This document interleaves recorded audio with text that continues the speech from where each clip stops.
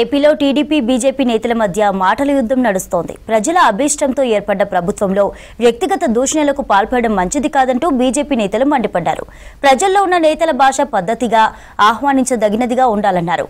కూటమి సర్కార్ గౌరవాన్ని కించపరిచేలా మాట్లాడే నేతలపై సీఎం చంద్రబాబు సీరియస్ యాక్షన్ తీసుకోవాలని డిమాండ్ చేశారు కమలం నేతలు. నాలెడ్జ్ ఎకానమీలో తెలుగువారు మరింత ఉన్నత స్థితికి ఎదగాలన్నారు సీఎం చంద్రబాబు.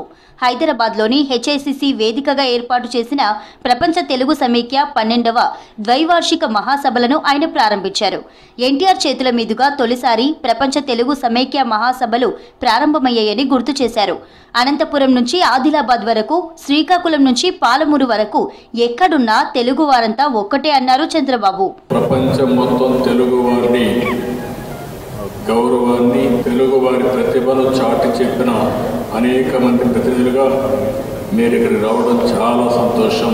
అనంతపురం నుంచి ఆదిలాబాద్ వరకు, శ్రీకాకుళం నుంచి పాలమూరు వరకు ఎక్కడ ఉన్న తెలుగు వారంతా ఒకటే, అదే తెలుగు జాతి అని చెప్పి మరొకసారి గట్టిగా ప్రవర్తిస్తున్నాం.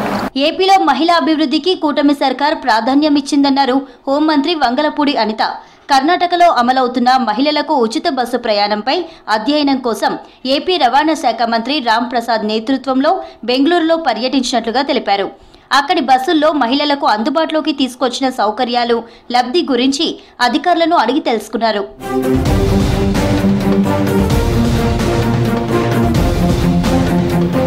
జనసేన పార్టీ ఆవిర్భావ దినోత్సవం సందర్భంగా 3 రోజుల పాటు ప్లీనరీ నిర్వహించాలన్నారు మంత్రి నాదెండ్ల మనోహర్.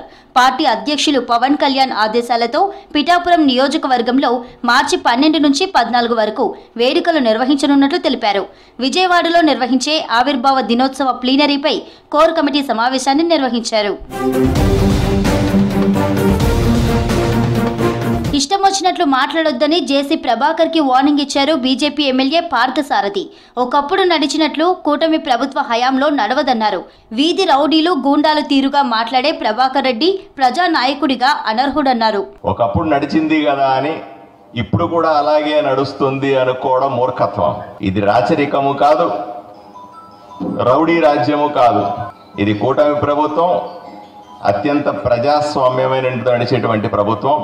అతను మాట్లాడుతుంది గౌరవం ఉన్న పార్టీల గురించి, సంస్థల గురించి. ఇకనైనా మానుకోవాలి. జేసీ ప్రభాకర్ రెడ్డి తనపై చేసిన వ్యాఖ్యలకు బీజేపీ నేతలు స్పందించాలన్నారు సినీ నటి మాధవీలత. ఇప్పటికే బీజేపీ నేతలందరికీ విషయం తెలిసే ఉంటుందన్నారు. జేసీ మాటలపై సీఎం చంద్రబాబు దృష్టి పెట్టాలన్నారు మాధవీలత.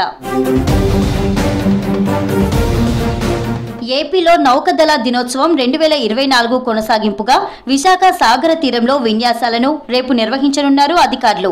ఈ కార్యక్రమానికి సీఎం చంద్రబాబు ముఖ్య అతిథిగా హాజరు కానున్నారు. 1971 ఇండో పాక్ యుద్ధంలో భారత నౌకదళం పోషించిన పాత్రకు గుర్తుగా ఏటా డిసెంబర్ 4న విశాఖలో ఈ వేడుకలు కొనసాగించేవారు. దీనికి సంబంధించిన ఏర్పాట్లను ఇప్పటికే పూర్తి చేసినట్లు తెలిపారు అధికారులు. ఈ నెల 8న ఏపీ విశాఖలో పర్యటించనున్నారు ప్రధాని Modi. Andhra varsity engineering college గ్రౌండ్లో ఏర్పాటు చేయనున్న బహిరంగ సభలో ముఖ్య అతిథిగా పాల్గొనున్నారు. అనకాపల్లి జిల్లా అచ్యుతాపురంలో ఎన్టీపీసీ నిర్మించనున్న గ్రీన్ హైడ్రోజన్ ప్లాంట్కు శంకుస్థాపన చేస్తారు. జాతీయ రహదారుల ప్రాజెక్టులను జాతికి అంకితం చేయనున్నారు ప్రధాని మోదీ.